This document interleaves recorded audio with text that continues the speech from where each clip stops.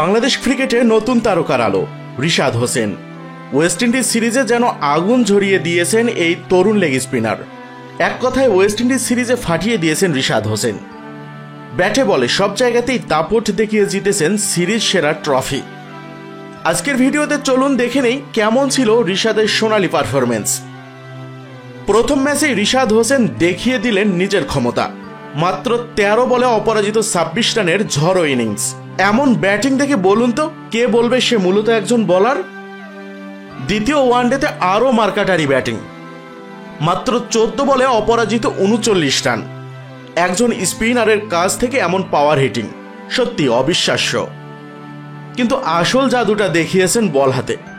পুরো সিরিজে মাত্র 3 ম্যাচে শিকার করেছেন 12টি উইকেট, মানে প্রতি ম্যাচে গড়ে 4টি করে উইকেট। এক কথায় বিধ্বংসী। এমন পারফরমেন্সে তিনি পিছনে ফেলেছেন বিশ্বের নামি দামি সব লেগ স্পিনারদেরও। জানেন কি, এই সিরিজে রিশাদ হোসেন পিছনে ফেলেছেন আফগানিস্তানের রশিদ খান এবং অস্ট্রেলিয়ার অ্যাডাম জাম্পাকেও, যাদের দুজনের এই সেরা রেকর্ড ছিল 3 ম্যাচে 11 উইকেট। দ্বিপাক্ষিক 3 ম্যাচের সিরিজের সবচেয়ে বেশি উইকেটের রেকর্ড বাংলাদেশেরই। মুস্তাফিজুর রহমান 2015 সালে ভারতের বিপক্ষে নিয়েছিলেন 13 উইকেট। রিশাদ হোসেন এখন তার ঠিক পরেই 12 উইকেট নিয়ে ইতিহাসের 3য় স্থানে। আর শুধু স্পিনারদের মধ্যে রিশাদই এখন নাম্বার 1। এই পারফরমেন্সে সিরিজ সেরা ট্রফি উঠেছে রিশাদের হাতেই। বাংলাদেশ ক্রিকেট এখন নতুন এক স্পিন তারকা খুঁজে পেয়েছে, যে একসাথে ব্যাট এবং বল দুই দিকেই দিতে পারে জয়ের নিশ্চয়তা। এখন চোখ চট্টগ্রামে। 27, 29 আর 31 অক্টোবর বাংলাদেশ নামবে ওয়েস্ট ইন্ডিজের বিপক্ষে 3 ম্যাচের টি20 সিরিজে।